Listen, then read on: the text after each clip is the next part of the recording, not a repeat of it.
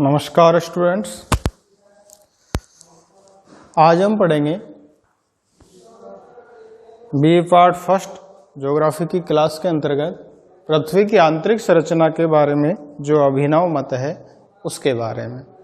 देखिए, इससे पहले आप लोगों ने पृथ्वी की आंतरिक संरचना के जानकारी के जो प्रमुख स्रोत हैं जिसके अंतर्गत पढ़े आपने पृथ्वी की उत्पत्ति संबंधी सिद्धांत हैं, अप्रत्यक्ष स्रोत हैं और प्रत्यक्ष स्रोत इनके बारे में जाना। अप्रत्यक्ष स्रोतों के अंतर्गत हमने तापमान, घनत्व और दबाव को देखा, जबकि प्रत्यक्ष स्रोतों के अंतर्गत हमने भूकंप, ज्वालामुखी और उल्कापात की क्रियाएं देखी। इसके बाद इसके अंतर्गत हमने पढ़ा था पृथ्वी की आंतरिक संरचना के बारे में विभिन्न विद्वानों के मत के अंतर्गत हमने पढ़ा था आपके एडवर्ड स्वेस का मत, आर्थर हुम्स का मत और वांडरग्राफ्ट का मत। इनके अनुसार पृथ्वी की आंतरिक संरचना है वो किस प्रकार की है, इसको हमने देखा। आज हम पढ़ेंगे पृथ्वी की आंतरिक संरचना की जानकारी का जो अभिनव मत है या नवीनतम मत है, जिसको भूकंपीय टोमोग्राफी के नाम से जाना जाता है, उसके बारे में कि अभिनव मत है वो किस प्रकार से पृथ्वी की आंतरिक संरचना को बताता है।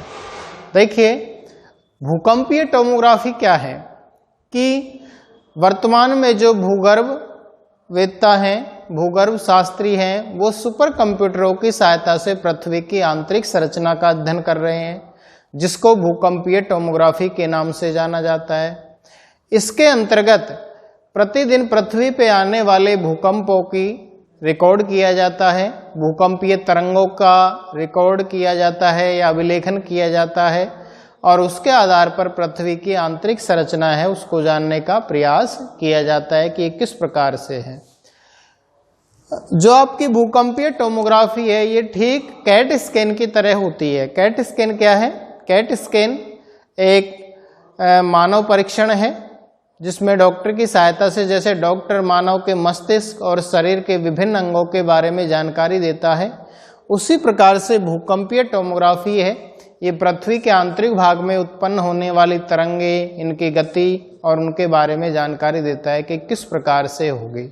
ठीक है, भूकंपीय टोमोग्राफी के आधार पर नवीनतम जानकारी ये है वो सामने आई है कि जो आपका कोर है, उस कोर की जो सीमा है, जो मेंटल और कोर के दोनों के मध्य में है, वो एक सपाट सीमा नहीं है, बल्कि दोनों तरफ किनारों की तरफ पर्वत और गर्तनुमा आकृतियाँ इसमें इसके अंतर्गत पाई जाती हैं, और जो कि लंबे क्षेत्र में ये फैली हुई है। तो इससे क्या होता है, मेंटल जो कोर की ऊर्जा है वो मेंटल में आ जाती है, और मेंटल में आ जाने से संवहन तरंगों की उत्पत्ति होती है। तो इसके अलावा भी कुछ नई नई बातें हैं वो निकल कर सामने आई है। तो सबसे पहले हमने देखते हैं इसके बारे में भूकंपीय टोमोग्राफी कि देखिए भूकंपीय टोमोग्राफी क्या है। तो इसके बारे में कि वर्तमान में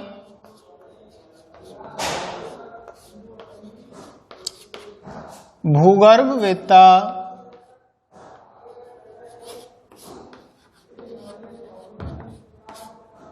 सुपर कंप्यूटरों की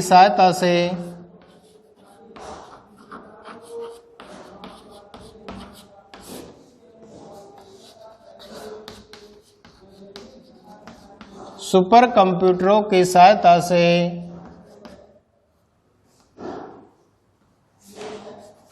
पृथ्वी के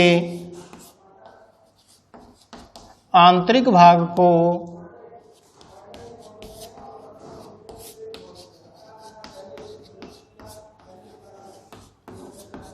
जान रहे हैं या जानकारी प्राप्त कर रहे हैं। इसे भूकंपीय टोमोग्राफी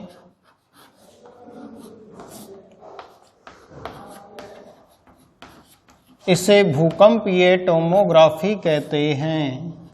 ठीक है, ये तो हो गया भूकंपीय टोमोग्राफी। ठीक है, अब भूकंपीय टोमोग्राफी से क्या होता है, इसके द्वारा पृथ्वी के आंतरिक भाग में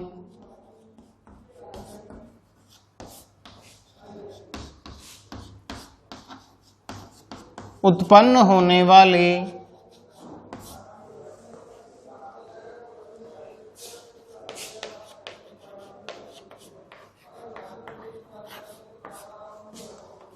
भूकंपीय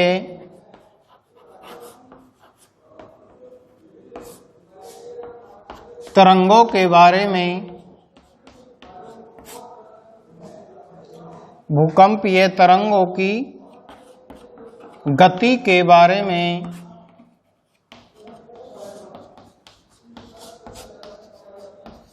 जाना जाता है। ठीक है, जाना जाता है। यह ठीक कैट स्कैन, यह ठीक कैट स्कैन की तरह कार्य करती है।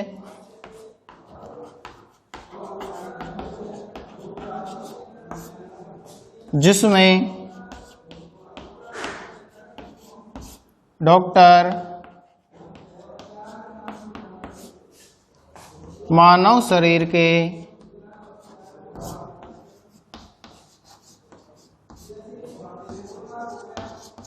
आंतरिक भाग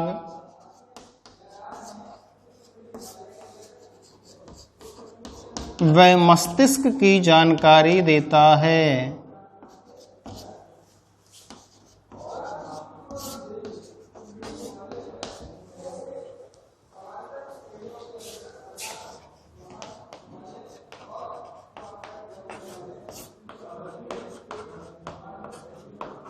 तो ये कैट स्कैन की तरह भूकंपीय टोमोग्राफी है, वो कार्य करती है। ठीक है, अब इससे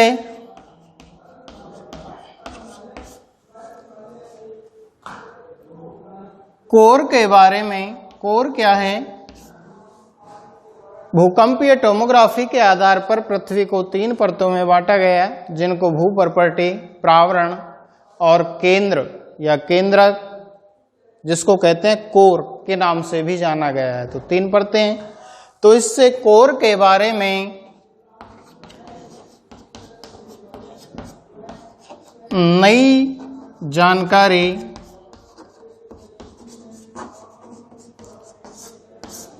मिली है कि कोर एक सपाट सीमा नहीं है,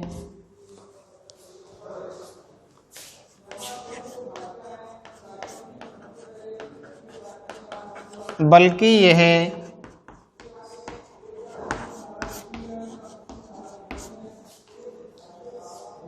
20 किलोमीटर मोटे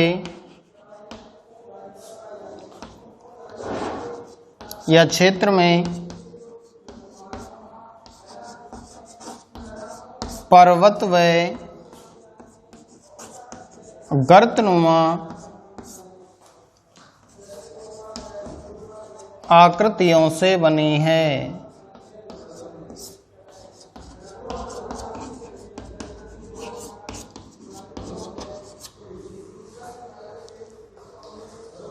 कि कोर की जो सीमा है वो एक सपाट सीमा नहीं है। कोर के बारे में क्या जानकारी मिली? बल्कि 20 किलोमीटर क्षेत्र में पर्वत और गर्तनुमा आकृतियों से कोर की सीमा है वो बनी हुई है, जिससे जो कोर की ऊर्जा है, जिससे कोर की ऊर्जा मेंटल या प्रावरण में आ जाती है। मेंटल क्या है? भूकंपीय टोमोग्राफी के आधार पर पृथ्वी की 3 परत मानी गई और वो तीसरी परत में दूसरी परत है मेंटल। पहली परत है भूपर्पटी, दूसरी है प्रावरण या मेंटल, और तीसरी है आपका कोर या केंद्र। ठीक है, तो मेंटल में आ जाती है किसकी ऊर्जा? कोर की ऊर्जा, जिससे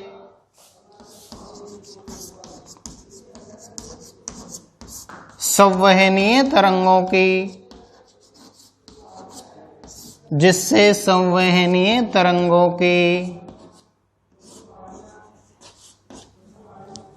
उत्पत्ति होती है।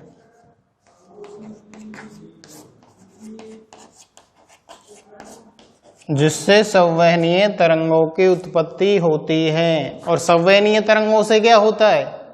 जैसे पर्वत का निर्माण है, महाद्वीपों का निर्माण है, महासागरों का है, द्वीपों का है, इनका निर्माण है वो होता है, ज्वालामुखियों का निर्माण होता है, जिससे संवहनीय तरंगे उत्पत्ति होती है।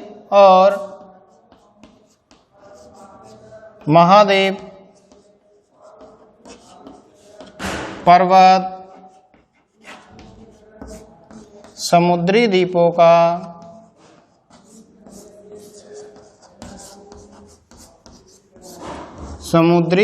का निर्माण होता है। ठीक है, समझने के लिए इसको पूरे को मैंने लिख दिया है, आप इसको अच्छी तरह समझना कि भूकंपीय टोमोग्राफी क्या होती है। तो ये है आपकी भूकंपीय टोमोग्राफी। ठीक है, अब इसके आधार पर पृथ्वी के आंतरिक भाग को 3 भागों में बांटा गया या 3 प्रकारों में बांटा गया। इसके आधार पर, किसके आधार पर? भूकंपीय टोमोग्राफी के आधार पर। इसके आधार पर पृथ्वी की आंतरिक संरचना को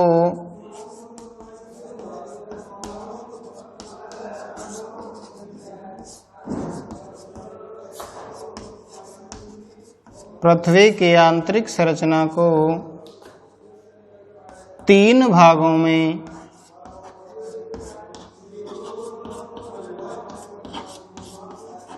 बांटा गया।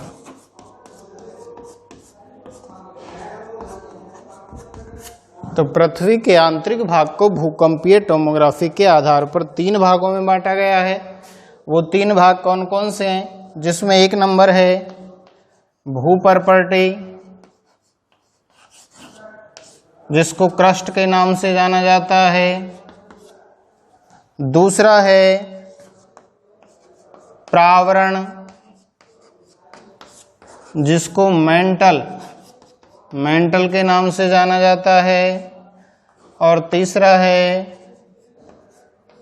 केंद्र या केंद्रक, जिसको कोर के नाम से जाना जाता है। तो ये पृथ्वी की आंतरिक संरचना के 3 परत या 3 भाग हो गए हैं।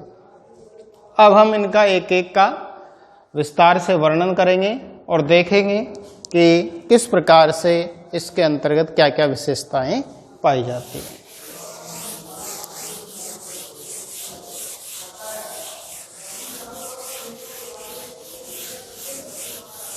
सबसे पहले आते हैं हम भूपर्पटी के ऊपर, कि भूपर्पटी पृथ्वी के गोले का सबसे ऊपर का जो आवरण है उसको भूपर्पटी कहा जाता है। पृथ्वी के धरातल का सबसे ऊपरी आवरण। ठीक है, तो पहला है आपका भूपर्पटी।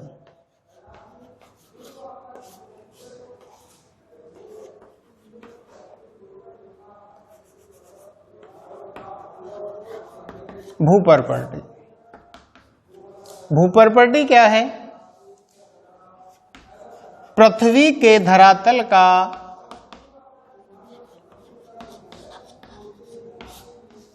ऊपरी आवरण। ऊपरी आवरण ये क्या कहलाता है?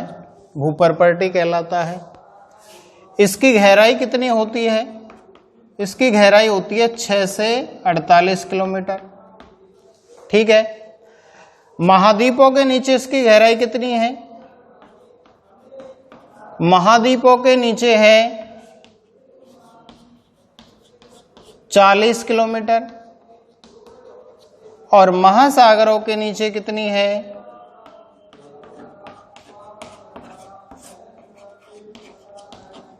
महासागरों के नीचे है 10 किलोमीटर।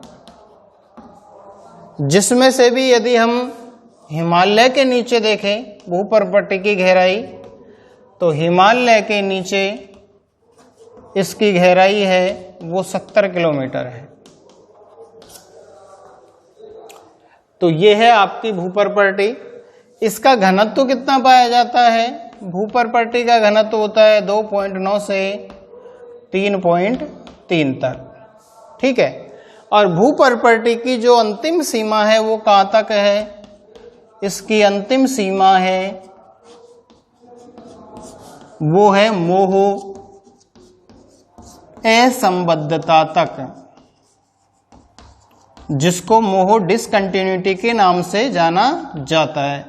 तो भूपर्पट्टी की अंतिम सीमा मोह असंबद्धता तक है। ठीक है। भूपर्पट्टी में भूकंपीय तरंगों की गति है वो अलग अलग होती है। तो उसके आधार पर, यानी भूकंपीय तरंगों की गति के आधार पर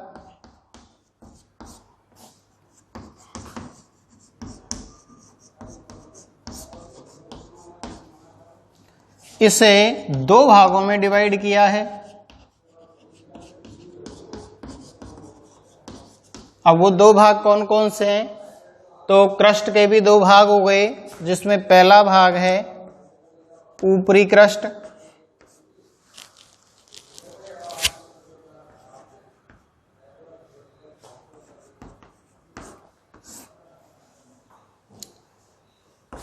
इसका दूसरा नाम है एस्थेनोस्फीयर,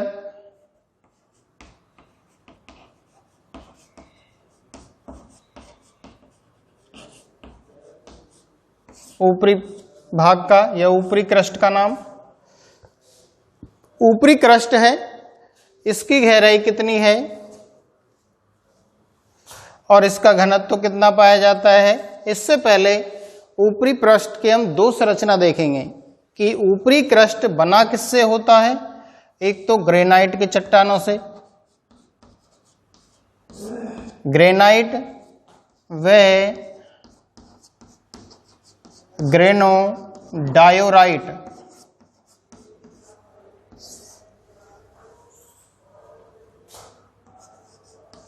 चट्टानों से निर्मित।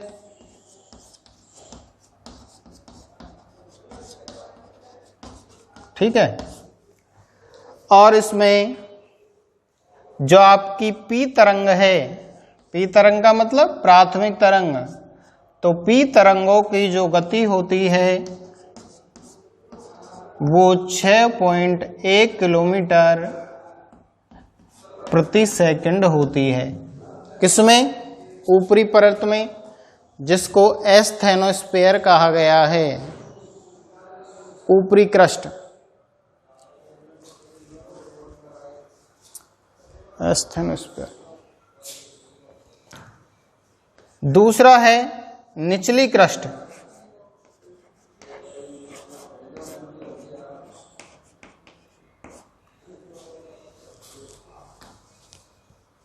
ये एस्थेनोस्फीयर नहीं है भाई, केवल ऊपरी क्रस्ट ही है। इसको हम ऊपरी क्रस्ट के नाम से ही जानेंगे, केवल ऊपरी क्रस्ट के नाम से। ऊपरी क्रस्ट है वो बनी हुई होती है ग्रेनाइट और ग्रेनोडायोराइट चट्टानों से, और इसमें प्राथमिक तरंगों की गति है वो 6.1 किलोमीटर प्रति सेकंड होती है। अगला है निचली क्रस्ट। ये बेसिक चट्टानों से बनी होती है। बेसिक का मतलब आधारभूत चट्टानों से, बेसिक चट्टानों से निर्मित होती है। और इसमें पी तरंगों की जो गति है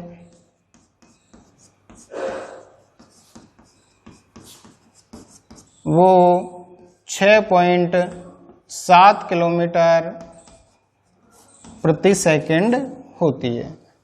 ठीक है। तो ये हो गई आपकी अपर क्रस्ट एवं लोअर क्रस्ट। जिसको हम कहें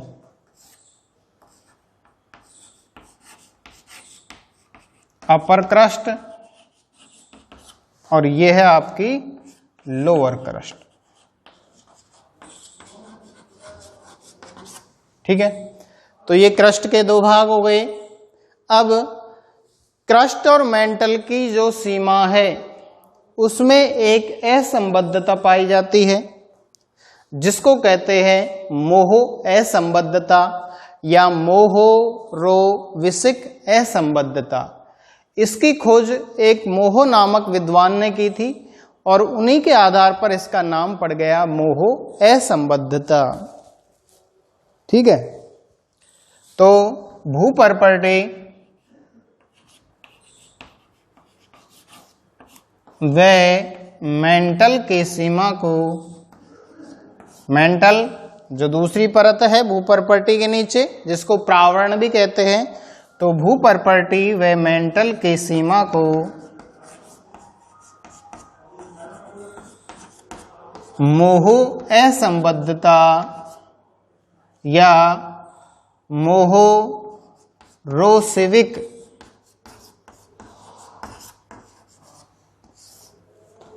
असंबद्धता कहते हैं।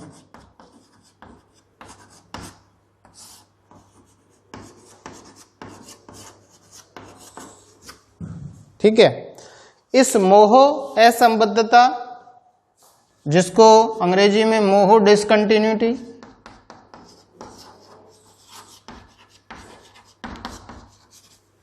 के नाम से जाना जाता है, इसमें होता क्या है, मोहो असंबद्धता के अंतर्गत कि भूकंपीय तरंगों की जो गति है वो बढ़ जाती है मोहो के अंतर्गत। ठीक है, तो भूकंपीय तरंगों की गति में वृद्धि,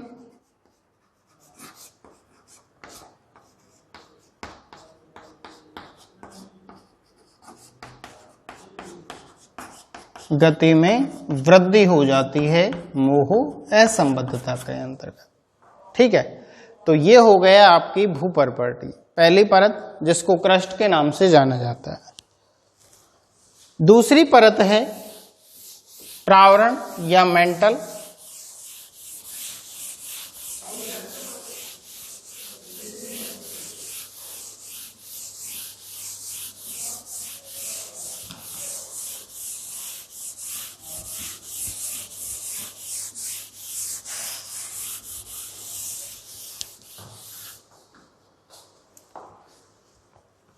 दूसरी परत है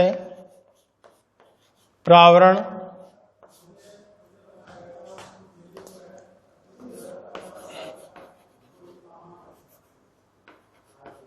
जिसको अंग्रेजी में मेंटल कहते हैं। ठीक है, प्रावरण या मेंटल। इस मेंटल की जो गहराई है वो गहराई होती है 50 से लेकर 2900 किलोमीटर तक।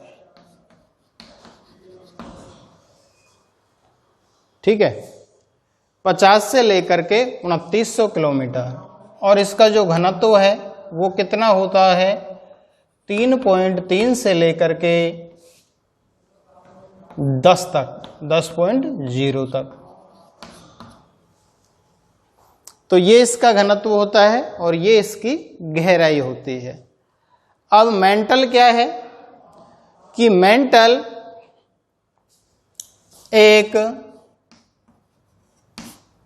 प्लास्टिक की तरह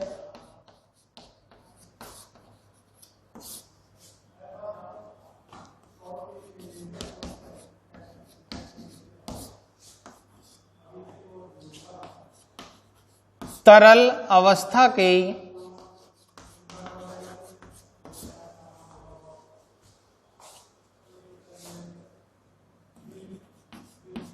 चट्टानों का क्षेत्र है।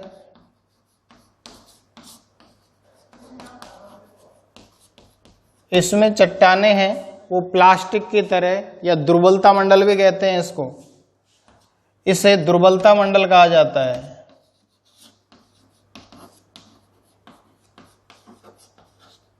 क्योंकि यहाँ पर चट्टानें वो दुर्बल यानी तरल अवस्था में अधिकतर पाई जाती है।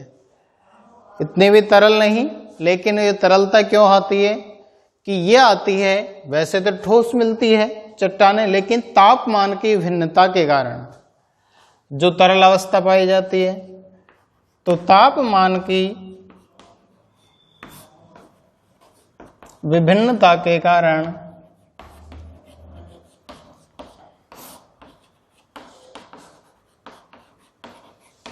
चट्टानें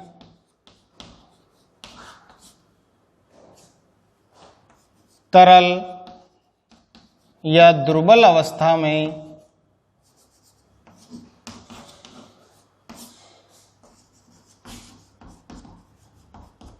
मिलती हैं।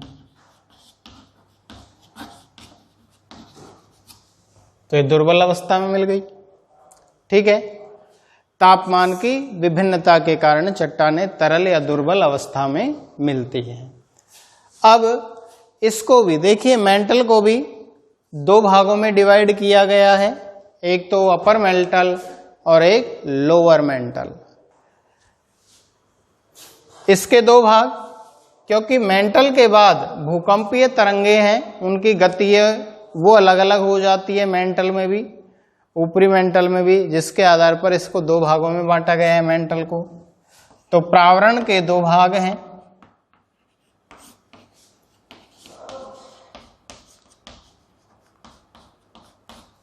पहला है ऊपरी प्रावरण या ऊपरी मेंटल,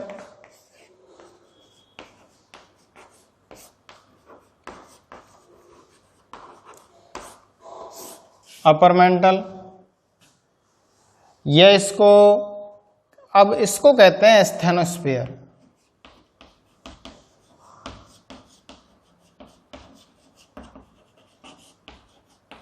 ठीक है, ऊपरी मेंटल, अपर मेंटल।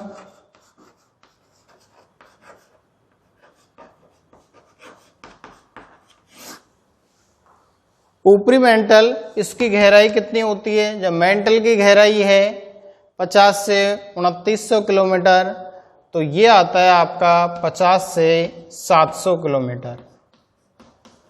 इसका घनत्व 3.3 से 10 तक है, तो इसका घनत्व आता है, ये तो इसकी गहराई हो गई,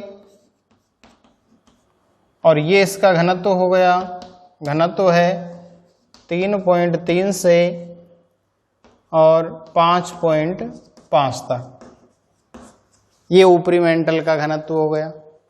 ठीक है, अब एस्थेनोस्फीयर जो इसको कहा जाता है, वो किस कारण से कहा जाता है कि ऊपरी मेंटल में किस प्रकार की दशाएं मिलती हैं?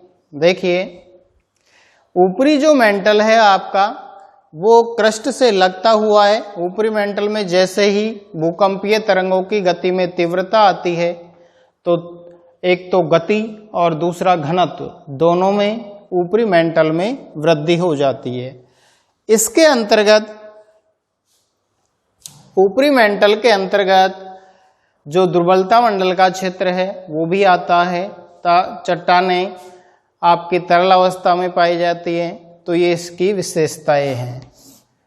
एक है इसके अंतर्गत निम्न गति का मंडल, जोन ऑफ लो वेलोसिटी, जो ऊपरी मेंटल के अंतर्गत आता है, जिसको कहते हैं निम्न गति का मंडल।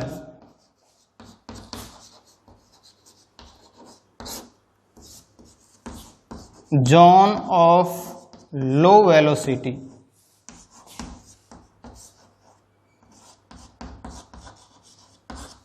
अब निम्न गति का मंडल क्यों कहते हैं? कि इसमें भूकंपीय तरंगों की गति मंद हो जाती है। किसकी गति? भूकंपीय तरंगों की गति। किसमें? ऊपरी मेंटल में।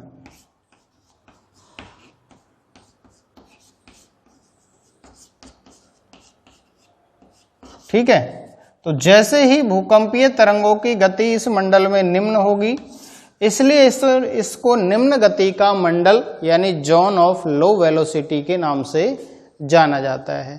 और ये लगभग होता है आपके 100 से 200 किलोमीटर तक का क्षेत्र, इतनी मोटाई का क्षेत्र होता है, 100 से 200 किलोमीटर मोटाई वाला क्षेत्र।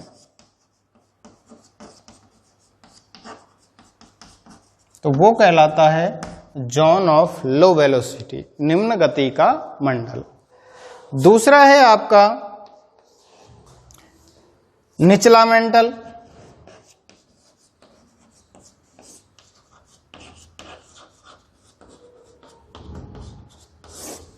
निचला मेंटल जिसको मेसोफियर के नाम से जाना जाता है।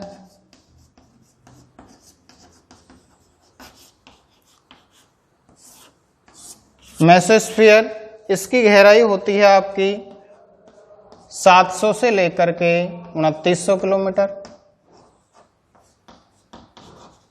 और इसका घनत्व होता है आपका 5.5 से लेकर के 10.0 तक। ये आपके निचले मेंटल का घनत्व हो गया। इस मेंटल को डी डबल प्राइम के नाम से जाना जाता है। डी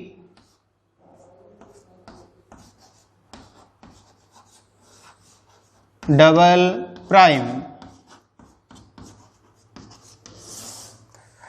और डी डबल प्राइम क्या होता है कि डी डबल प्राइम वो होता है जिसमें मेंटल और कोर की सीमा एक सपाट सीमा न हो करके, ठीक है, कि भाई मेंटल के बाद नीचे क्या आएगा, कोर। तो मेंटल और कोर की सीमा सपाट सीमा न हो करके दोनों तरफ यानी दोनों किनारों पर पर्वत और गर्तनुमा आकृतियों से बनी हुई है, इसलिए इसको डी डबल प्राइम के नाम से जाना जाता है। ठीक है, कि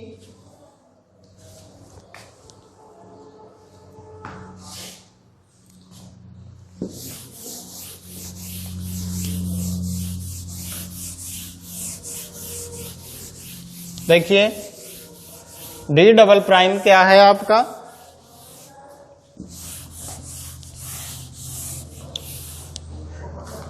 हम पढ़ रहे हैं निचला मेंटल के बारे में, मेसोस्फीयर। डी डबल प्राइम क्या है कि डी डबल प्राइम इसमें क्या है, मेंटल व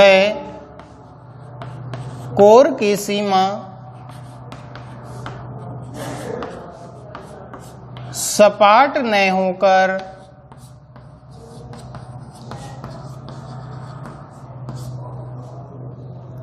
दोनों किनारों की तरफ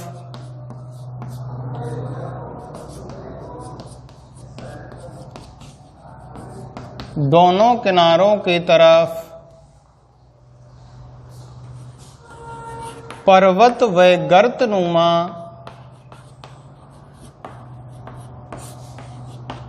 स्थलाकृतियां पाई जाती हैं।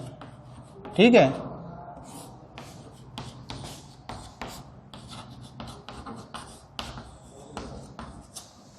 तो इसको कहते हैं डी डबल प्राइम। इससे क्या होता है, इन स्थलाकृतियों से जिसके कारण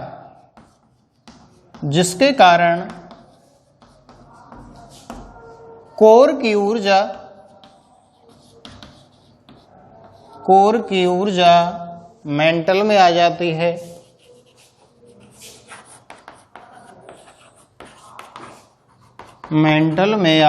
है, और संवहनीय तरंगों की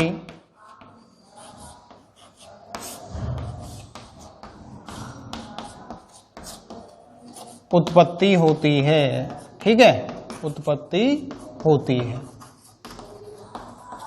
जैसे संवहनीय तरंगे ऊपर जाती हैं तो ऊपर जाने के बाद एक होता है इनका उठता हुआ स्तंभ और एक होता है गिरता हुआ स्तंभ। उठता हुआ स्तंभ में गर्म संवहनीय तरंगे जाती हैं और गिरते हुए स्तंभ में ठंडी संवहनीय तरंगे नीचे जाती हैं। तो जब दो संवहनीय तरंगे आपस में टकराती हैं, ठीक है, तो संवहनीय तरंगों के टकराने से संवहनीय तरंगों के टकराने से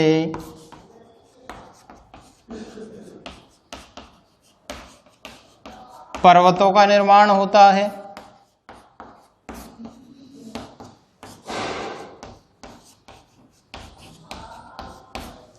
तथा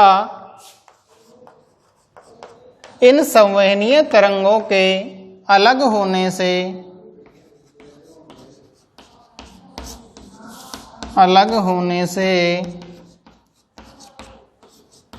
सागरों का निर्माण होता है। ठीक है, सागरों का निर्माण होता है। तो ये है आपका निचला मेंटल, जिसकी गहराई 700 से 2900 किलोमीटर, घनत्व 5.5 से 10 तक, और इसमें डी डबल प्राइम पाई जाती है। डी डबल प्राइम क्या है? मेंटल और कोर के बीच में एक सपाट सीमा न होकर के उबड़ खाबड़ सीमा है, जिसके दोनों तरफ पर्वत और गर्तनुमा स्थलाकृतियां पाई जाती है। इससे क्या होता है कि जो आपके कोर की ऊर्जा है वो मेंटल में आ जाती है, और मेंटल में बुलबुलों के रूप में आती है वो, और मेंटल में आने के बाद में उसमें संवहनीय तरंगें उत्पन्न होती है। संवहनीय तरंगें ऊपर धरातल पर आने का प्रयास करती हैं, तो उसके कारण क्या होता है, जहाँ पर दो संवहनीय तरंगें एक दूसरे से अलग होती है वहाँ पर निर्माण होता है सागरों का, और जहाँ पर एक दूसरे से टकराती है वहाँ पर निर्माण होता है पर्वतों का। तो इनके कारण पर्वत है, द्वीप है, महाद्वीप है, सागर है, महासागर है आदि का निर्माण होता है। तीसरी परत के बारे में हम पढ़ेंगे नेक्स्ट क्लास के अंतर्गत।